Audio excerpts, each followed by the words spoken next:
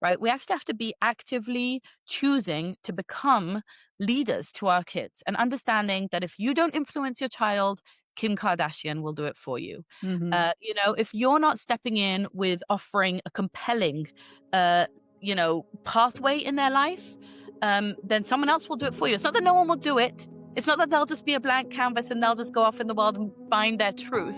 It's that they'll be influenced by others and you really might not like the results. The first step is owning your authority, just like you said, like not abdicating that role, but owning the fact that it's not only that you're not an oppressor, it's not only that you shouldn't be passive and meek and timid about your authority. It's that you actually owe it to your children.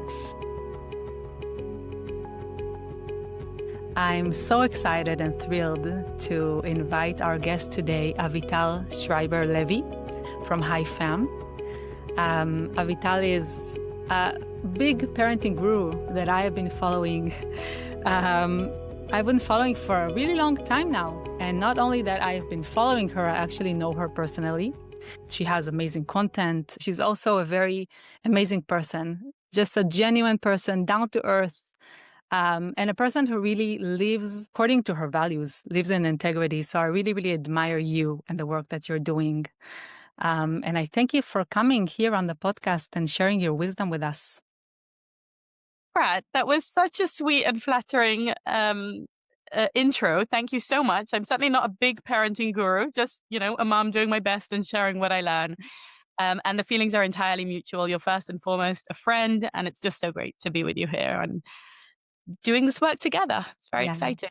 Yeah, thank you so much. So today we're going to talk about a very big topic. The topic is going to be the loss of parental authority and its impacts and how we regain our authority as parents. So I want to start by asking you a very general question. How do you see this parental shift? What does it come from? And how do you see it related to the gentle parenting movement? Okay, so I love this topic. It's something that's near and dear to my heart and that I've struggled with on a personal level and on a professional level.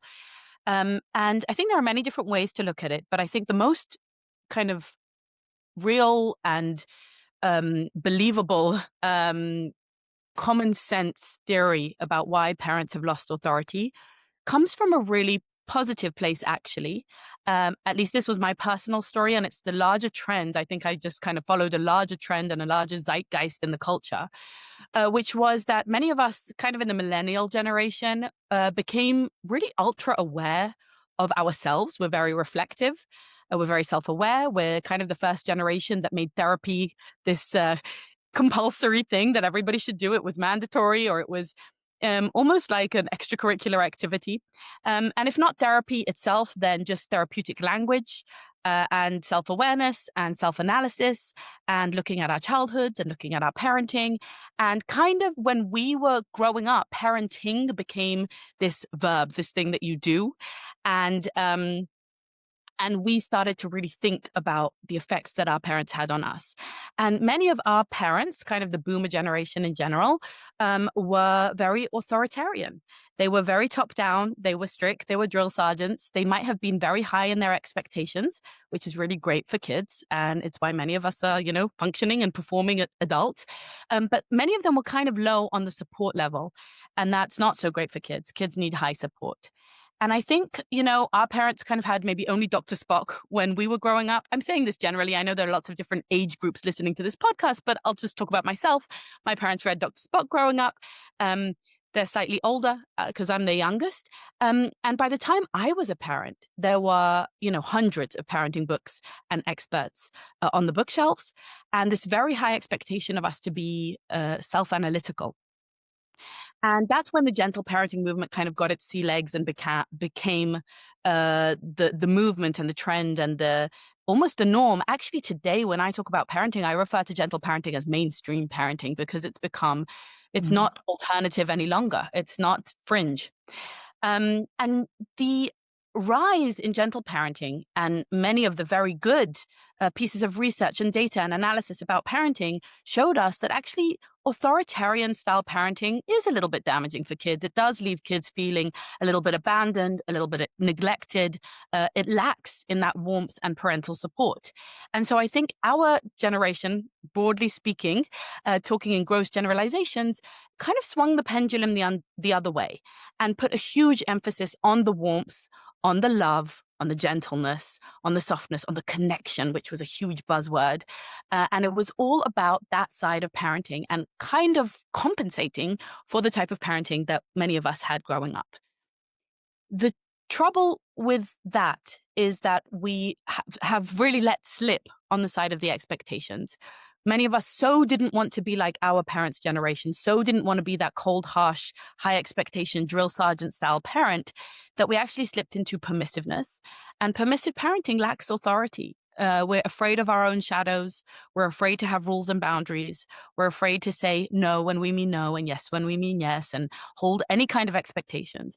And if you pair that with another trend that I think was actually sweeping over the Western world in general, which was this trend of kind of multiculturalism and this idea that you should never judge and that judging is actually kind of the original sin, kind of a really, really bad thing to do. If you're a judgmental person, that goes along with being kind of homophobic or racist or bigoted, right? Like you must not judge anyone else's lifestyle in any way, shape, or form to the point where parents are uncomfortable making any judgments.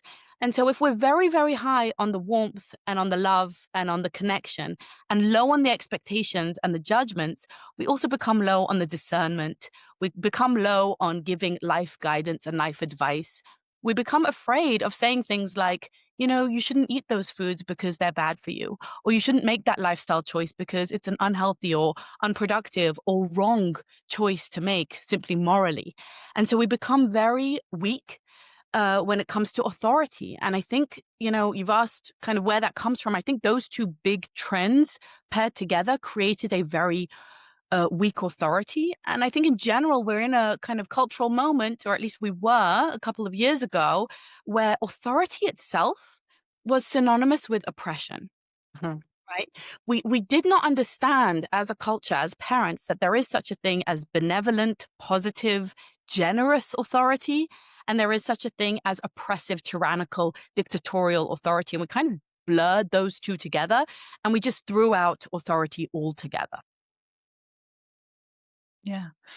I have to say that I really agree with you with the way that you analyze this because I feel like it's really a combination between our trying to overcompensate on the way that we were parented and all this awareness of the therapeutic tools and the therapeutic terms and our fear of traumatizing our children, right? Like we don't want to make them feel like they can't be themselves. We don't want to overcorrect them. We don't want to not let them express themselves or their feelings. It's like this fear of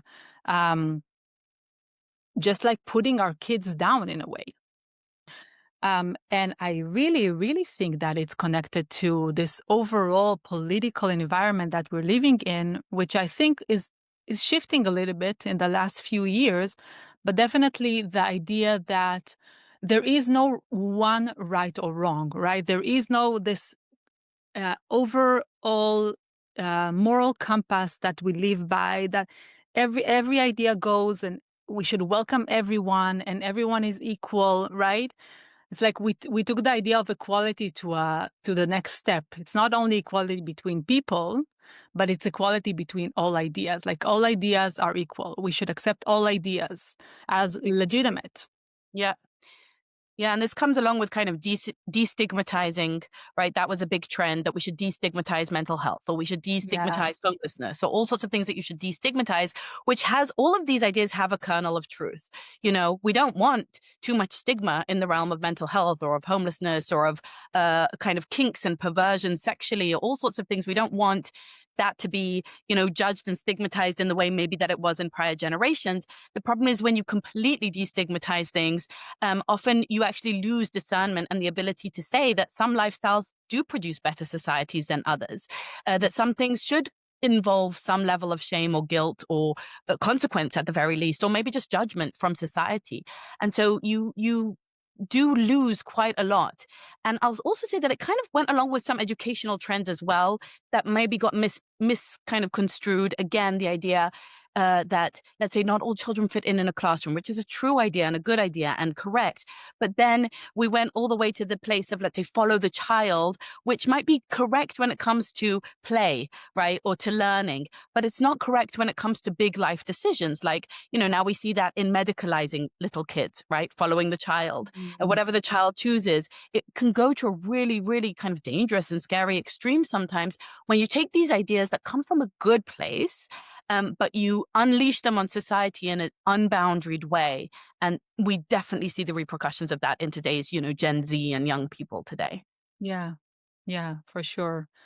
And I also I like the idea what you said about us kind of like avoiding mm, us avoiding authority or disliking authority in general, or have like this repulsion of authority. And I thought about it this a while ago, and I thought about the word in Hebrew, right? So authority in Hebrew is samchut, and it comes from the root letters of samach, which is to trust somebody. And I think that when we see authority as the same as authoritarian, we miss that point of actually an authority figure is somebody that we can trust, that we can follow, that we know can lead the way, and we know that has our best interest in mind. And I think that when we if we will be able to reframe that to ourselves as that, it will be easier for us to look at it is actually a moral thing to do. 100%. I think that's great. And in English too, thinking of someone as an authority on something, right? It means they have expertise. It means they have something to learn from. It means they're a leader. But somehow, like you said, we've kind of made, I think it's a shame that the parenting styles were actually labeled authoritarian and authoritative, because it's so confusing and because it does make authority sound like it's just a bad thing from its root. When, like you say, no, it should be built on trust and built on, someone being actually an inspiring leader. Yeah. So can you explain to us or just give us a picture of what you see? What are the implications of this loss of authority in parenting? Because you work with a lot of parents from all over the world. So what are the implications? And if it's something that you see more in like America, or you see this also in Israel or in other countries in the world? Yeah. So, the implications of losing parental authority are, I guess, there are many, but the main two that I would focus on are the results for the child and the results for the parent and the family as a whole. So let's start with the child, because ultimately that's what all of this is about. And children who don't have a benevolent, trusted authority figure at home, whose parents are inconsistent or self doubting or second guessing or wishy washy on their rules or squeamish about actually vocalizing and articulating their beliefs about the world, those kids are not going to uh, grow up to be the same as those parents. Rather, they're going to seek that authority elsewhere. Mhm. Children do actually need and crave clear boundaries, leadership, a direction in life. But we're raising them in a culture that sees them like a blank slate, right? Like, here, child, you need to reinvent the wheel. I'm never going to pass any judgment or tell you anything about how you should lead your life. So much so that when I say to my children or about my children, that I, hope for them to find lifelong partners, to pair bond, to get married one day, and to become parents, I get pushback from people in my audience who say, who are you to decide what they want to become? Why are you inflicting your lifestyle choices and, oppressing them with your ideas of who they should be? You don't even know who they are. Let them discover their truth, right? That's that kind of subjective postmodern idea that there is a personalized truth rather than some universal truths that we can point to. So, for example, it's that idea that they are not linked to a culture. They are not part of a context. They do not belong to their family, but rather they belong purely to themselves. They are siloed off individuals. They are a blank canvas. They should reinvent the wheel. And I, as their parent, am really just a glorified babysitter or chauffeur. Like, I've just kind of got to keep them safe and alive and provide for them a lot of fluff and a lot of kind of pampering and luxury till they're grown up, and education. And then it's up to them to lead whatever life they want to lead. And I want to say that this is a very weird approach, weird standing for Western educated, industrialized, rich democracies. It only exists in those countries. Everywhere in the world and throughout history, children have been seen as part of a community, as part of a context, right? You don't imagine the hunter-gatherer children being told that they should follow their unique dreams and they need to discover their truth. No, you're part of something. And so the effect of that on children is, on the one hand, it's good to focus on individuality. I believe in individuality, and it's great that they can express themselves and be who they are and make choices that aren't always in the mainstream, and that we do have room for kids who are more on the fringes of whatever it is, maybe sexual orientation or lifestyle choices or career choices, or all of that is good. We want room for that in a liberal society. Um, but what we lose in that is a sense of belonging. When we take that too far, children are contextless, right? They don't have a context. They don't have a linkage to their grandparents. I was brought up on the laps of Holocaust survivors, and there was a very strong sense that I have a duty to fulfill, that I have an obligation, that people have sacrificed their life throughout generations so that I could have the freedoms that I have today, and that I owe something to that. There was a real sense of duty and mutuality between the generations, between me and my community, that there are expectations of me. And you might say that's oppressive, and that's, collectivist, and that's hierarchical and archaic and old-fashioned. And all of that might be true, but it also gives you an identity. And when you don't have that identity, you seek it in all the wrong places. And that's what we see in Gen Z today. They really do have an identity crisis, where they're using things like gender identity or sexual orientation or skin color or diagnostic labels to define who they are. Right? They're using their immutable characteristics or all sorts of made up identities and fringe groups and mostly aesthetics to define who they are as people, when really that's something your family should give you. Your family should give you a strong sense of identity. And I think this is, it's not lost on me that this generation has very high depression and anxiety rates, very high rates of self-harm, very low rates of launching, right? They're failing to launch into the world. They're not leaving their parents' basements. They're not having sex. They're not getting married. They're not taking on jobs. And, you can point to lots of different things, the economy, the this, the that, but a huge part of it is that no one ever told them how to live, who to be. No one ever gave them that guidance. And it didn't have to be the oppressive, tyrannical, authoritarian guidance that maybe was from the previous generation, but it could have been something that would set them on that path. So that's what I see in kids. And what then the real fear is that you create a vacuum at home because you're not the authority. And what sweeps in to fill that vacuum is things like celebrities and influencers and TikTok and trends. And children are just really susceptible to that, especially young girls are totally vulnerable to social trends fitting in, to social contagions. When you and I were growing up, it was anorexia, and today it's many other things. But they're really vulnerable to bad ideas that can cause self-harm, that can silo them off in cults. They're prey to predators and to grooming and to all sorts of things, because in large part they haven't had that piece of them solidified and clarified and being given to them with conviction and confidence from their home life and from their community. Yeah.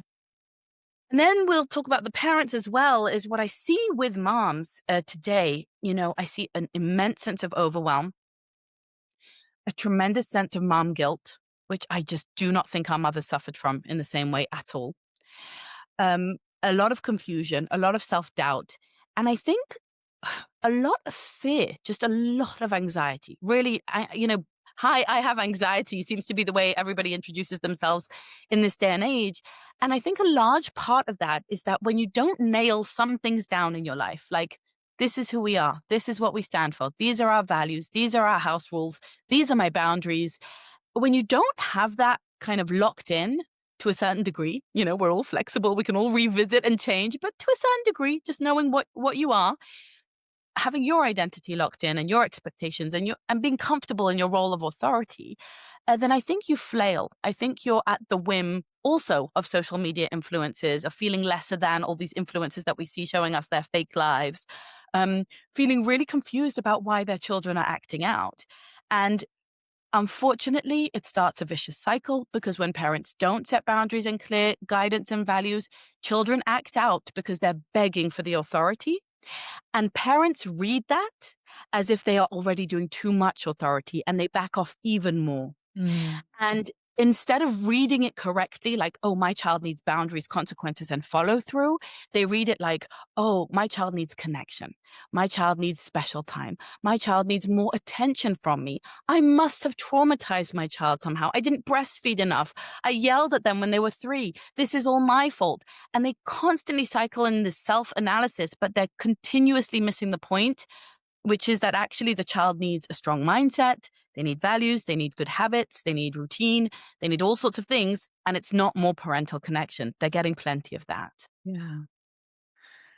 I just love the way that you analyze this, and I so relate. I feel like this is also connected to this just loss of meaning in general in our society. It's the loss of meaning for us as parents, loss of meaning for our children, and I completely agree that. And Jordan Peterson talks about this a lot. He talks about how we are not just atoms living disconnected from our culture or from our family. And our mental health actually comes not from inside our brain, it comes from being connected to other people. We have to have that connection. And the more that we are focused on others, on how we can give others, on how we can give to our future self, how can we delay our gratification right now in order to give to our future self, to take responsibility? That's actually the foundations of a good mental health. And I think that when we over-focus on the child and their emotions and how we can be more connected with them and let them express themselves more, we make them just over-focus on themselves rather than focusing on something that is outside of themselves. And that linkage to the tradition, that linkage to your broader family, to your grandparents, to your ancestors, is something that gives us so much meaning in life, right? I'm not just here trying to figure out all this world by myself. I'm part of something that is bigger. I'm part of something that is bigger. I'm part of something that has something to change in this world. Like we're part of a movement. We're part of a religion. We're part of a people, right? It gives so much sense of meaning in our life, and of purpose. So I think when we disconnect from that, we actually create this place of living in a vacuum without knowing what we relate to, what is important to us, what is right and what is wrong, right? And that sense is so important for us as people. It's fundamental. I think you're, in a way, kind of circling around the idea of the God-shaped hole in society, where that's another massive trend that's happened over the last few decades, right? Which is the kind of secularization of society. And that came along with a lot of other big movements that were really, really important and impactful, like the sexual revolution, for example. So there are lots of things, kind of both technological and philosophical, that have hit us like a bomb going off, and we're still picking up the pieces and trying to understand how do humans uh, thrive and flourish in a world that no longer, has necessarily religion as a guiding force, as a moral compass, and as a glue, excuse me, that bonds people together. Um, and that has lost a lot of the kind of societal norms that we used to have. like certain etiquette or certain ceremony or certain ritual or certain rules about, how people were expected to behave. And we've really almost completely done away with all of those. We're left basically with the law. Like you can't really break the law or something will happen to you. But beyond that, there are very scarce taboos or judgments or expectations or norms that society offers to kind of keep one cohesive culture in place and offer people a pathway to meaning and purpose. Mm. And if you're living in that kind of society and in that kind of home, you actually have to work double time to create that. It's really very hard. It's really very hard to build that from the ground up. I don't think it's impossible, but I think it demands kind of Herculean efforts and leadership of the parents to build something worthwhile, to build something that the children say, I want to recreate this type of home because, man, mom and dad have really nailed it. Like, this is a good way to live. Yeah. And the idea, the family is actually that's the core, that's the basis of our society. Like if we don't have families, then our society is just gonna crumble. So we have this notion that each person can be their own individual, but if we do want to live in a society, if we do want to live in a community, the family is the core. That when we need to keep that core, because that's the building blocks of our society. Totally. And it's funny, I really struggle with this because I really don't believe in socialism or in communism in most regards. And I think, actually Israel ran an interesting experiment with kibbutzim and trying to see what happens when we're just completely collectivist and we're all a group. And they even separated kids from their parents and kind of made all the kids belong to everyone, which is actually the type of voice we hear quite a lot today of dismantle the nuclear family and that kind of thing. And our children belong to all of us. And it was actually a big failure in that regard. And they backtracked and thank God no children are being raised in kind of kids' homes today anymore.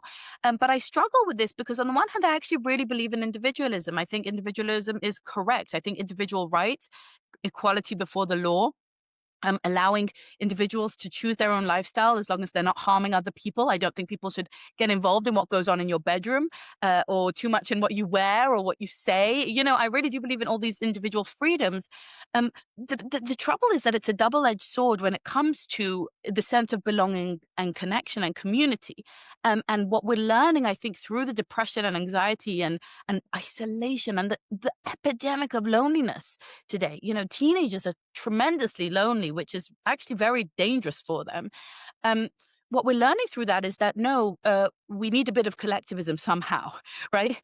And we have to kind of negotiate the terms in which you can express yourself as an individual and make personal choices and not be forced and coerced and oppressed by an oppressive religion or an oppressive government or an oppressive family, right? We want that to be within your rights and for that to be protected as a child. And we need to create a sense where you feel that you're part of something bigger than yourself, where we're not inducing narcissism on a whole generation that is entirely focused on a self-brand, on their self-image, on self-promotion. Raising children and constantly asking them, are you happy? Are you happy? Do you like this? How do you feel? What do you want? What do you want for Christmas? What do you want for your birthday? What color is your favorite color?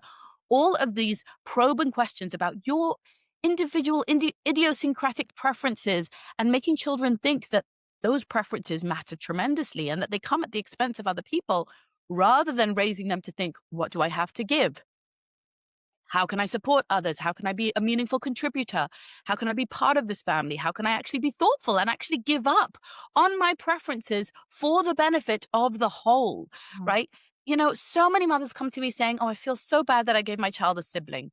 I dethroned them. Now they don't get enough attention from me. Now they're always going to be jealous of their sibling. And, it just, my heart breaks. And I think, oh my goodness, where have we got to as a society that a sibling is seen as anything other than an asset, an incredible, wonderful privilege? We've got to a place that is so individualistic that we're actually now harming the individual. So in a way, sometimes the medicine is worse than the disease here. So that's something for us to figure out on a home by home basis, right? Each home has to figure out, how do I both honor my children as unique individuals separate from me, and I'm not living vicariously through them, and I'm not trying to force upon them my belief systems, and all of those good things, but also how do I, yes, influence them and create a strong leadership role in myself and an inspiring culture in our household that allows them to grow up seeing themselves as part of something that's bigger than themselves, which is one of the key ways that we protect our children as they're growing up, is that they actually feel that they're part of something bigger, part of something, as you were saying, meaningful, something that has a purpose. Today young children really are inflicted with nihilism. They just feel like, well, what's it all for? Well, who even cares? Well, what even, it doesn't even matter. But it does matter when you feel that you're part of something. And, you and I have been very lucky to come from a culture that is very strong in a sense of mutuality, of mutual responsibility and mutual giving and a connection to a history. And I know, because most of my clients don't come from Israel, and I know that that's something you have to build from the ground up sometimes. But if you look around you, it actually does exist. People do have, churches that they can belong to, or nationalities that they can connect to, or family histories that they can take pride in and tell those stories, and roots that they can discover. And I really do encourage that, because it does give a lot of benefits. And like you said, mental health isn't inside your brain. It's what happens between you and the outer world and how you interact and function in relationships. And that's the kind of thing that I actually think is our parental duty and obligation. Yeah. Yeah. And I think today in the West, what happened is that instead of being proud of your history, of the Western history and of your society, you're ashamed of it. Right. And that's part of what they're teaching in schools. Yeah. Right. That we are oppressors, that we did harm to other people, that we took over other people's lands. Right. So it doesn't give that sense of pride. Right. And I think it's really important to have that sense of pride in your country. Or, I mean, it doesn't have to be your country. It can be a small community. It can be your religion. It can be an idea that you feel like you are part of. It has to be, but it does have to be something that you do feel like you are part of, and that you are proud of. And I wanted, because you mentioned the Israel, I'm really interested to know, do you see these kinds of trends in Israel too? Or is it more like an American, maybe European thing that you see, and that like the lack of authority and the children going to an extreme individualism place? So, first of all, I think the war has had major implications on parenting. But I'll say, as a general trend, I think Israel is an actually great example of a Western, democratic and a modernized country that has actually been able to protect itself from a lot of these trends to a large degree. And it's for sad reasons. It's because we're under existential threat, and because there's a lot of tragedy and a lot of, mutuality. It's kind of like, oh, if you stick a whole bunch of people in a boat and they have to survive together, they create bonds, and they're not going to be as selfish or narcissistic or individualistic as you might be when there's a lot more space and a lot more time and a lot less stress. So I think and by the way, I know America is a huge place, and I love America. I lived there for many years. It's a huge place, but even America, when America was under threat, if you looked at what happened within nations, within families, say after 9/11, or during world wars, or the Vietnam War, that kind of thing, you would see a lot more togetherness, a lot more of a sense of mutual effort and mutual goals and mission, and kind of putting our differences to one side and uniting. And it's sad that that has to come from an enemy. I don't think it does have to, but it often does. That's human nature, is that we squabble amongst ourselves until we're united by a mutual enemy. But so that's one way I think that Israel actually avoids it. I also think Israel takes tremendous pride in our history and cultural heritage and religion. And even though there's a ton of, disagreement, and sometimes really extreme disagreement within Israeli society, it still does manage to hold on to some values and to some through lines in most parts, in most sectors of society, that come through in the school system, that come through in the homes, that come through in the holidays. Even very, very secular people in Israel connect to the religion in one way or another, celebrate the holidays in one way or another. So there's a unifying kind of umbrella, and that does make a difference. It's also the Middle East, and it's a rough neighborhood, and people are less politically correct and less careful. And I think that kind of trust and rough around the edges sometimes lends itself to a more honest and, kind of connected society in that way. Not always. And I know that what I'm saying is a gross generalization. It doesn't hold true all the time. But I think in general, people here have a lot less time for all of the niceties and all of the careful, exactly, how am I going to say it and how am I going to phrase it and tripping over their words. They're just a lot, parents are kind of rushed off their feet. They don't have Sundays. Households are busy and intense, and people have a lot of kids here. And I Mm. think that's another thing, is that it's the only Western society that's growing, which is fascinating in and of itself, but it's the only Western society that has, above replacement population levels. And so it's a very kid oriented and kid friendly place. And I think what happens, and I'm saying this carefully, but as a mother of five, one of the things that I've noticed is that when you have more kids around, you just become a lot less precious and careful about all the things you're supposed to do. Like, say in gentle parenting, you have to do special time with every child every day. And one of my students told me that a big name in gentle parenting told her that because she's a single mom and she's not willing to pay for babysitting for her other kids every day, she can't do gentle parenting because she's not going to be able to do special time. And so basically, sorry, you're out. Like you Wow. disqualify, you Wow. know?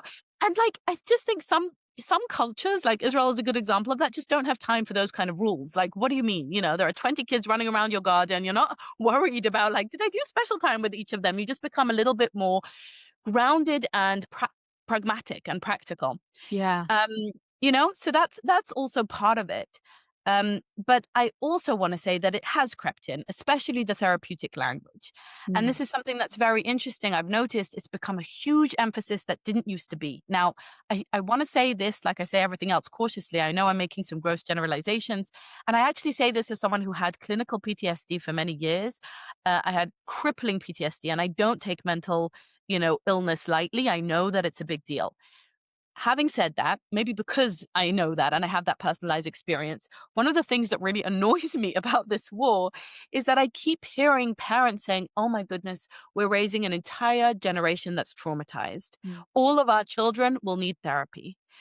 And I find that to be patently false and a damaging idea in and of itself. And I call them on it all the time. And I say, that could be a real self-fulfilling prophecy. And there's really no reason for that to be true. It's important for parents to remember that you can live through a traumatic experience, capital T, that is objectively traumatic. And everyone agrees that it's traumatic, like, terror or a war or whatever it might be, a hurricane, disease, etc., and not be traumatized. Yeah. And I just wish people would kind of internalize that fact. I was traumatized, but the rest of my class wasn't. They all went through the same thing as me, and they came out scot-free. They didn't have night terrors. They didn't have hallucinations. They weren't paralyzed in the way that I was. And that's because only about 10% of the population actually has lingering symptoms. Most people recover sporadically and naturally, just with time and with telling their story and with moving on. And most people are incredibly resilient.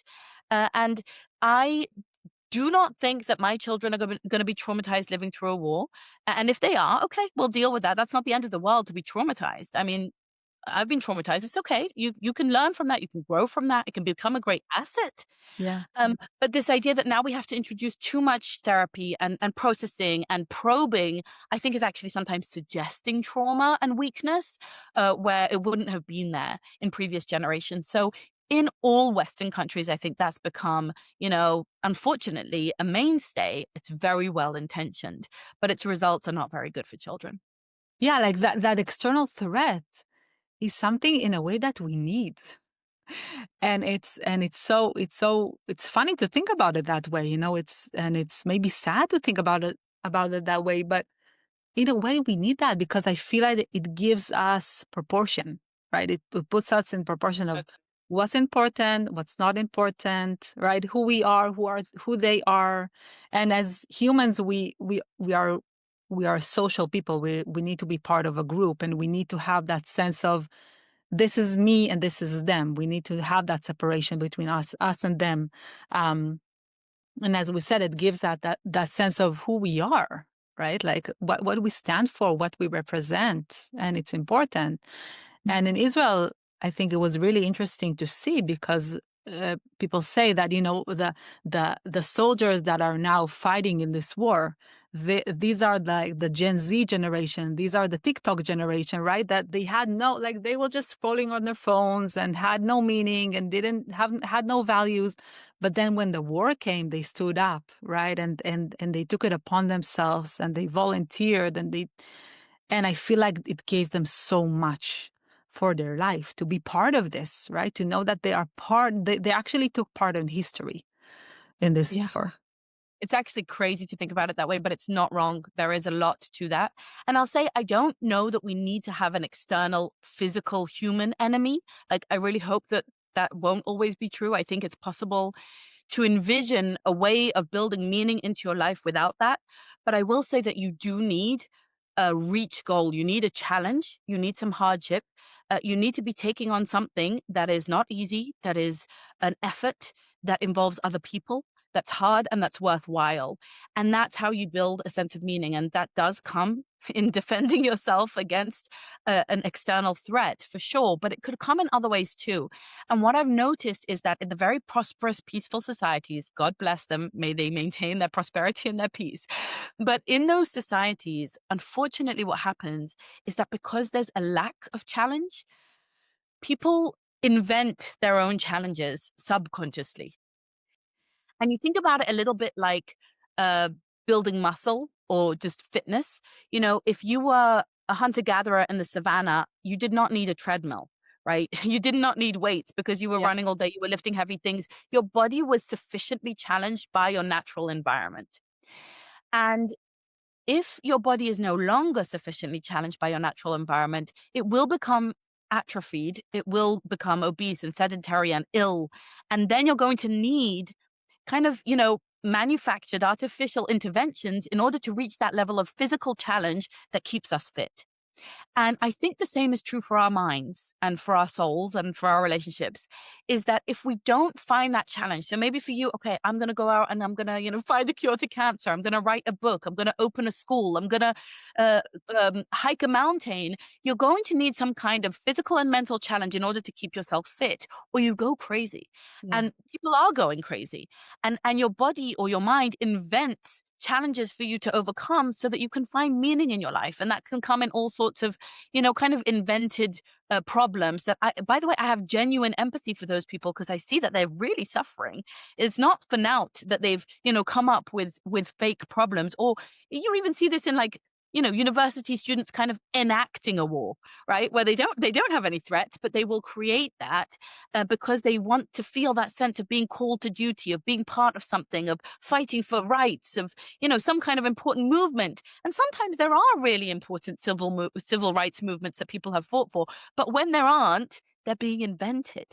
And I think what we as parents need to offer our children is a pathway forward to do hard things, to overcome real challenge, to build something worthwhile in this world, to solve a real problem so that our children are sufficiently challenged, just like we need to make sure that they move their bodies, enough to keep them healthy. They've got to move their minds.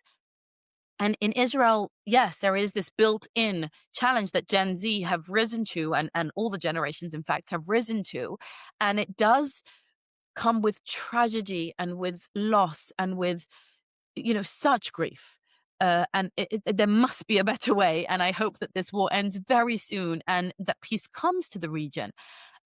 But having said that, in everything, there's a silver lining. And you'll see that the people who have been through the biggest tragedies and the biggest losses and the biggest difficulties, like my grandmother, God bless her, my grandmother was orphaned, as a teenager and moved to a new country as a penniless refugee. And she is 101 today, almost 102. And she's easily the most mentally tough, most optimistic person that I know. She's the most mentally healthy person I've ever met. So you might say, well, how could that be? She has so much trauma. And it's like, no, Yeah. it's because of her trauma. Yeah. It's because she has overcome something meaningful in her life. Yeah. So interesting. So can you start kind of maybe laying out for us if we don't have that environment, right? Like we don't have that stress in our environment, and we need to build that in our families. How can we start doing it? What are the first steps, or what are some um, foundations that we need to have in order to build that for our children? Okay. So the first thing is just listening to this conversation. I hope the first step that comes through is actually the awareness that it is your role, right? We actually have to be actively choosing to become leaders to our kids and understanding that if you don't influence your child, Kim Kardashian will do it for you. Hmm. If you're not stepping in with offering a compelling, pathway in their life, then someone else will do it for you. It's not that no one will do it. It's not that they'll just be a blank canvas and they'll just go off in the world and find their truth. It's that they'll be influenced by others and you really might not like the results.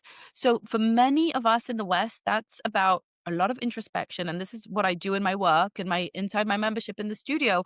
We understand what our vision is. We understand what our values are. My students have different values than me, a different lifestyle than me, and we each have to understand what we're building. Kind of think about this like a CEO building a company, right? Someone who runs a suitcase company and someone who runs a high-tech company have very different goals and missions and values, but each of them need to set the culture in their company, the culture of productivity, a goal that we're running towards, a mission. And when you have a wishy-washy, doubting, hesitant CEO, none of the team knows what to do and what to focus on. Everyone's a bit lost.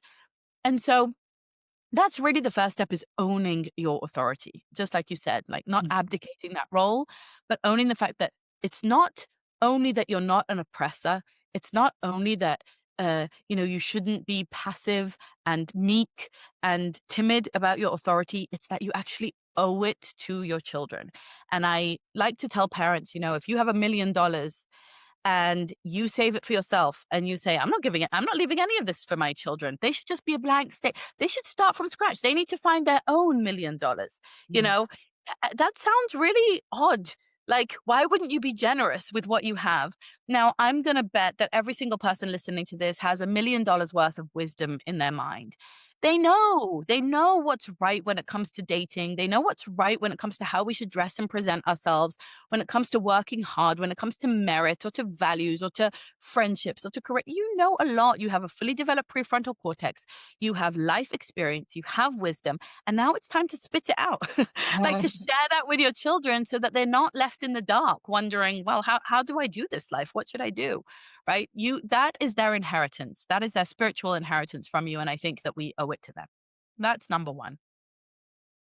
The second thing is also what I teach is to create a family culture. And the reason I say this is because, look, um, we've lost it. We've lost family culture. We're not sitting around the table for meals anymore.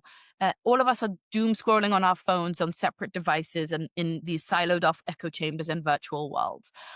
We're not getting out in nature. We are not mingling with our community or with a faith community or with a local community or whatever.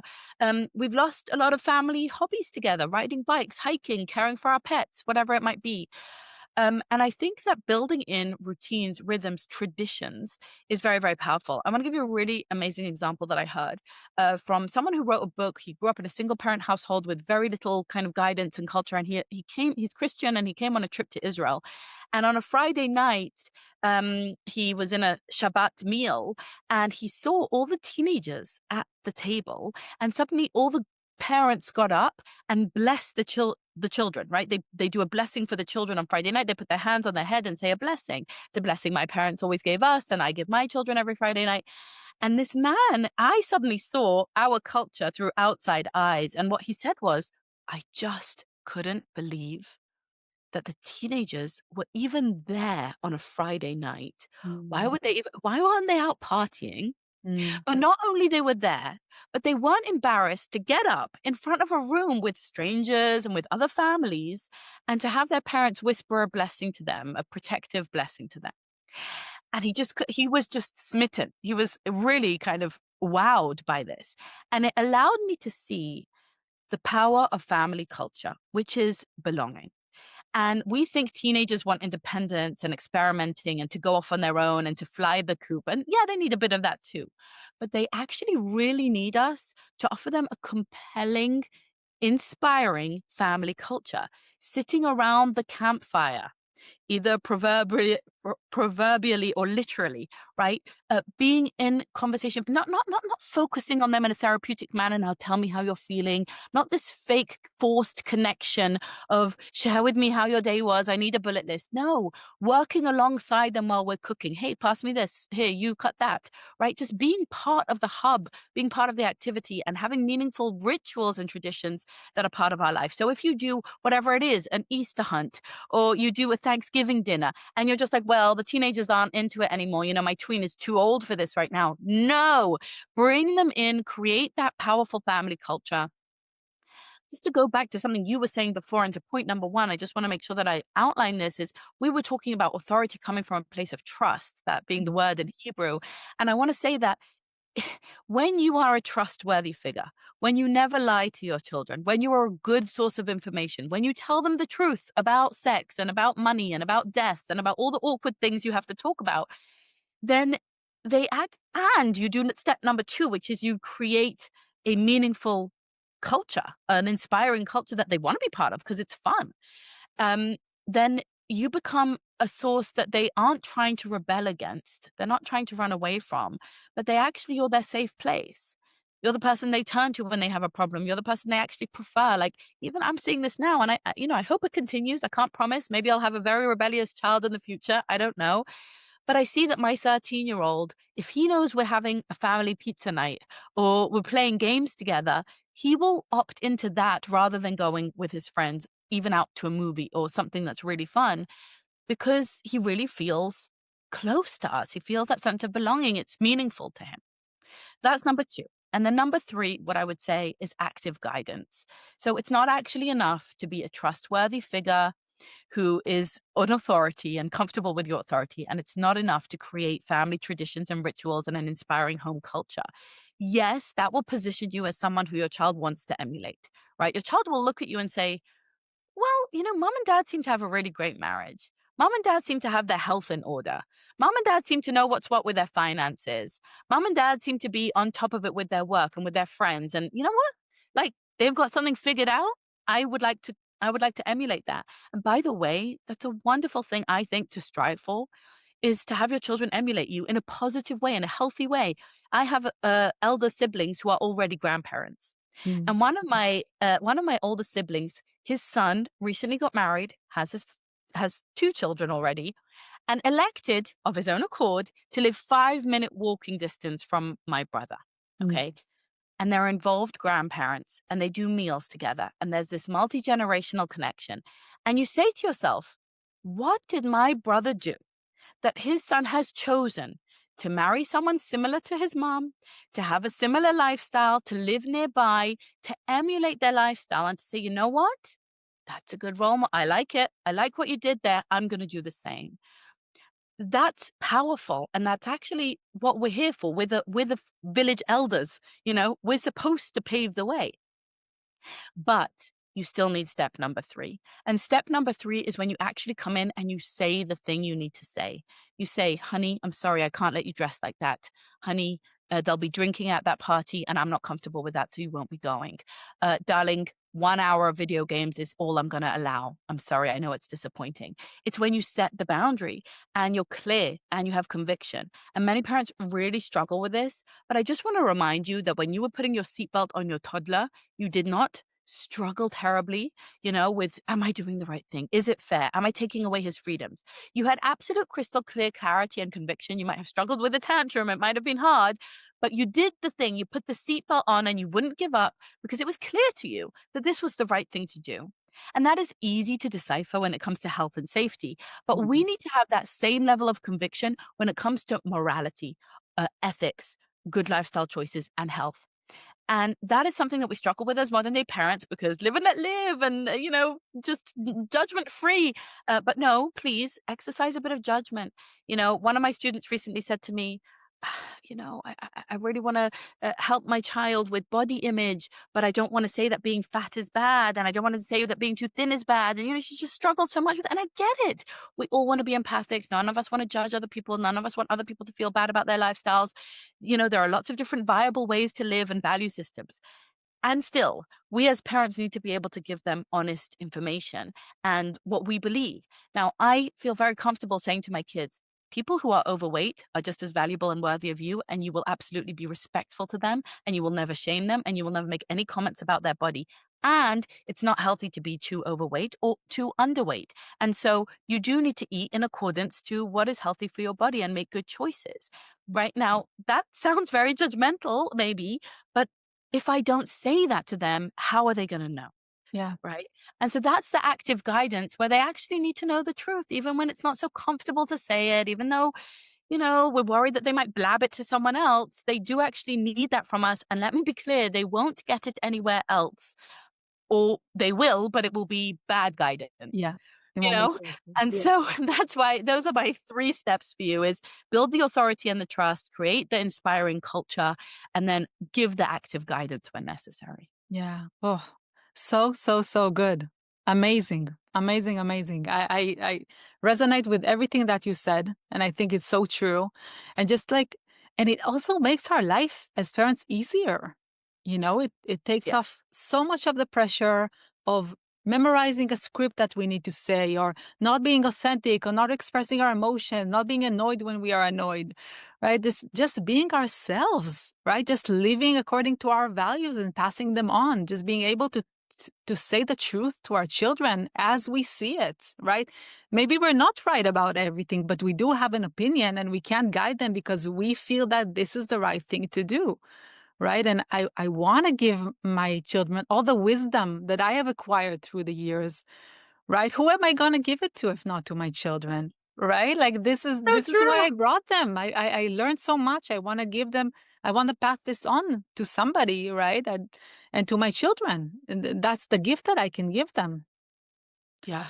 So true. So yeah, When you say that, it reminds me how sometimes, I think part of the gentle parenting kind of culture was to poo-poo our parents. It's where we started this conversation, right? Saying, oh, yes, they're too authoritarian. And one of the things that has happened on my journey is I've always had appreciation and respect for my parents. I really have. But when I was a first-time mom, I kept thinking, oh, I'm going to do it differently, and I'm going to do it differently. And with time, I've become more and more similar to them. And I've come to really get them more and appreciate them more. And it kind of reminds me of Churchill's quote of, if you're not a socialist in your 20s, then you have no heart. And if you're not a capitalist in your 30s, then you have no brain. I think there's a bit of a similar process when it comes to parenting. It's like you're a gentle parent in your 20s or with your first kid, and then you become an authoritative parent or, more into that style as your kids grow. And it's normal for kids, I think, in their teens and in their early 20s to be like, my parents know nothing. But the thing is that you are sowing seeds for the long term. They come back to that. They come back to see the wisdom of your ways. And like you said, like, you're not a dummy. You've worked hard for the knowledge that you've acquired. Like, you're so right. Where's it going to go if not to the next generation? And I always think parenting is literally shaping the future. So shape it, shape it. yeah. It's also funny to think about because with all the bad parenting that we had, right? Like quote unquote bad parenting that we had, many of us turned out pretty well, right? We got married, we had kids, we have a job, we're living life in a more or less meaningful way, each one in their own path. Um, well, this generation is actually not succeeding. They're not getting out of the house. They're not getting jobs. They're afraid of dealing with the world. So they must have done something right because we turned out pretty okay, right? So yeah, and I think like thinking that with all the psychological knowledge that we have right now, with all the theories and the brain science and the the neurological science and all that, to think that when we have all this knowledge, it means that we can be better parents. Well, parents have parented children for tens of thousands of years without all that knowledge. Yeah. So yeah, I think it's good to be modest and try to just listen to ourselves, listen to our intuition, trust that we know what's best for our children, not the society knows what's best for our children. Um, yeah, and I and oftentimes I see, people say that parenting is hard. I don't think that parenting should be that hard. I think it's like any relationship, right? You wanna develop the relationship, you wanna foster the relationship, but it's hard, but it's also so good, right? When it's done well and you can enjoy it and not put an emphasis on how hard it is all the time. Not feel bad about any decision that you make and just be more light about it. Yeah, I think that's really good advice to be more light about it. And I know there are lots of different parenting experiences. One kid is not like another. Um, and people have all sorts of challenging temperaments and challenging diagnoses and challenging situations that can make parenting really, really hard. And I do want to hold empathy for that. And with that said, I agree with you that there's something in the culture that frames it as victimhood, right? Like if you're a parent, you're by definition a victim. And there is a part of that that is self fulfilling, right? That is about just having a better mindset. Because, like you said, I mean, I really enjoy being a mom. It's easily the most meaningful project of my life. And I have a really fulfilling career. I love what I do. But there's just no comparison. There's no match between those two, and which brings me more meaning and joy and long term satisfaction. And I do wish that young women and young mothers would hear more of that voice, that it doesn't have to be so hard. I also think that the gentle parenting makes it super involved, kind of like that single mom who was like, oh, you need special time every day for an hour and you have to pay a babysitter to do that. I think we're kind of just adding extra steps Yeah. that aren't necessary and that sometimes are even a little bit harmful, like overworking the relationship. I'm a big proponent of independent play. And I don't know, I just don't feel like I need to do all that much, with and for my kids. They're playing. I'm working. It's all good. Yeah. Like I don't need it's not that involved in a way, you Yeah. know? Yeah. Such great advice. Thank you so much. Please tell everybody how they can find you, how can they join your studio, work with you, or follow you. Thank you so much. So yeah, my handles everywhere are Hi Fam or Hi Fam Life. So you can look me up on Instagram or on YouTube, or just go to hifam.com. And the studio is at highfam.com/studio. And that's my online membership where I actually give you all the steps to becoming the leader that your child deserves, that you deserve to be, and building a strong family culture. That's really our mission, is to help you to build a strong family culture, something I'm very lucky to have grown up with. And I'm kind of reverse engineering that and decoding that and making that accessible for people who may not have that in their larger culture and want to give that to their kids. So if that sounds like something that you want, we have the coaching, we have the content, we have the community. It's all on an app and it's very accessible. And the idea is really just to, take parenting a little bit seriously so that you can take it lightly. You know what I mean? Set in place those habits and those routines and rituals and traditions and, the leadership skills that you need so that you can cruise and enjoy it a lot more and enjoy the fruits of your labor, like you just said. Efrat, thank you so much for having me. It's been such a pleasure, and I love the work that you're doing here. Thank you. Thank you so much. And I think I'm sure that the studio is an amazing place to join, to get all the guidance that is really needed to raise our children to be powerful, resilient, and strong people. Amen to that. So thank you so much, Avital.